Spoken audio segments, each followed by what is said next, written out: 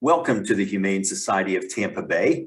This is animal behavior and communication training for short-term and community service volunteers. As a volunteer, you'll be taking dogs out, and they can go in the interior and outside play yards, as you'll see indicated on the map.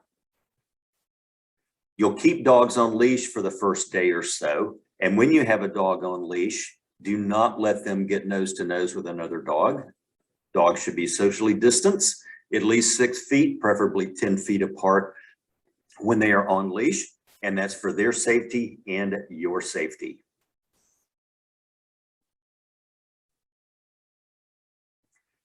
The 3 interior play yards are on the first floor, which is also the adoption floor. You can see the 3 yards marked in green. They're on the east end of the building.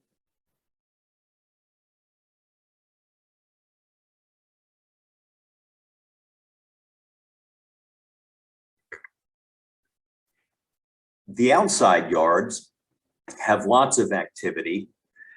You're going to see some planters, and all of the plants in the sensory gardens are animal friendly.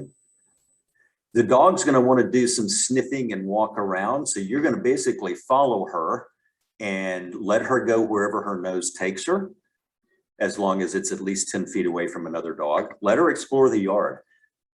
You want to be looking at the dog and not your phone.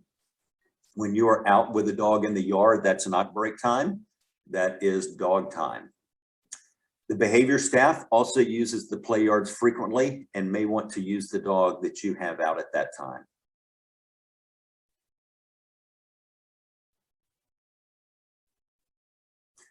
So this video will show you the outside area.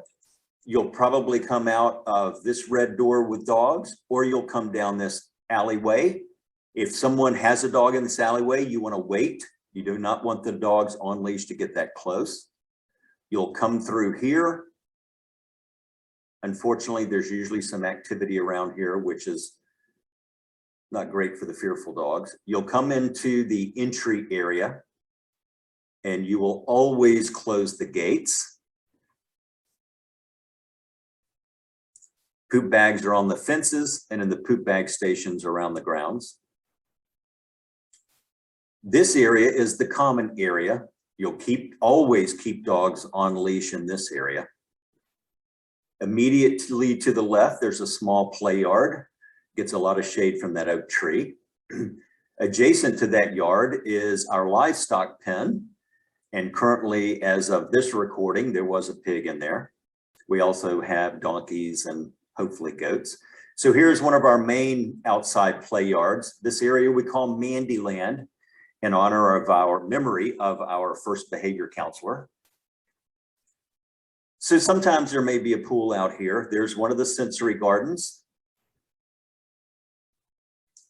There is a weave course that similar to an agility weave course, to where some dogs like to go through and learn that. Something else we can do with the dogs out there. We've got steps and a ramp up to the platform right here. Some dogs will go up on that, and some like to get under it and get some cool shade during the afternoon. We've got jumps, and we have a lot of dogs that will go over those. Those are a lot of fun.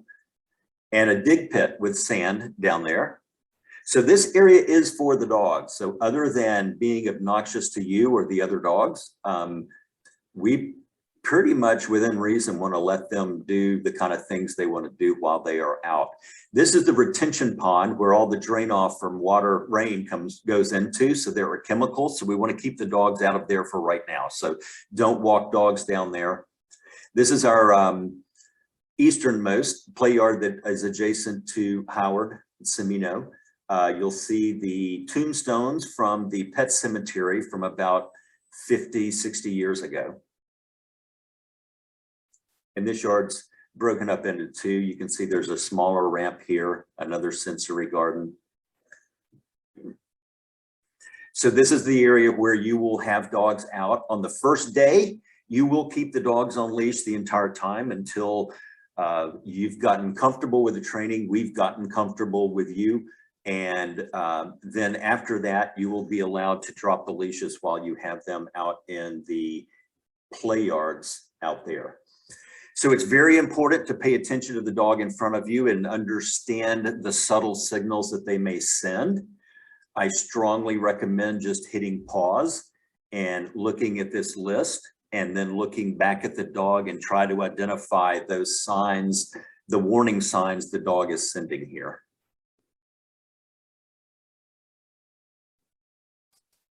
So here is an example of two dogs that are exhibiting fear, anxiety, and stress. The dog on the left is coping with it by pacing and staying away from the person, no interest in being close to people, where the dog on the right wants nothing more than to get up in somebody's lap and be petted and comforted. So both dogs are showing fear, but they both need something completely different to be able to cope with it. And it's extremely important as handlers that you pay attention to the dog and respond appropriately to what they are showing. A dog on the left, or the dog on the left, does not want to be petted. So before you take a dog out, you'll need a slip lead leash, you'll need poop bags, you'll want to carry some treats with you, and a staff member will provide all these for you on the first day, and then you'll start to learn where we keep these items and you'll be able to get them on your own. And may also be able to help replenish empty bags if there are. So ideally, a staff member will leash and unleash the dog for you, but after a while, you will be doing it on your own. And it's extremely important that you are consistent in doing it the way that we do it here at the shelter. It's for the dogs to minimize the fear and also for safety protection. So in this video, you're going to see me approach, and I get completely ready before I do anything. I've got the loop twice as big as the dog's head. I'm holding it right at the dog's level. And now I put my foot up to block the gate in case the dog tries to rush out. I can use my foot to close the gate back. But with the loop being big, large, twice as big as the dog's head, and having it at the head level as I go in, keeps my hands away from the dog, having to touch the dog, and I can just put the loop and leash the dog without ever having to touch him or her. And that's really important for our fearful dogs.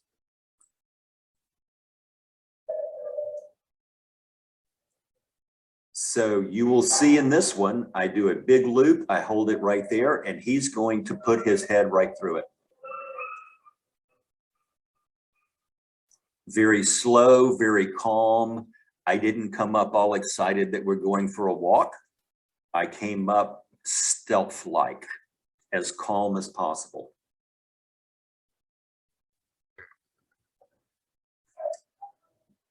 Now this time I have a treat in my hand and I've just put it through the loop.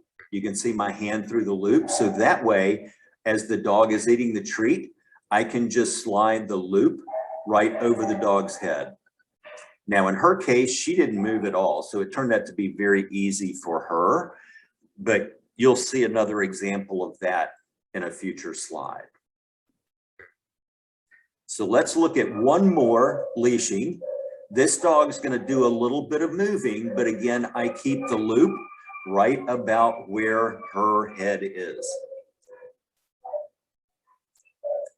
And she steps right through, just like I wanted her to do.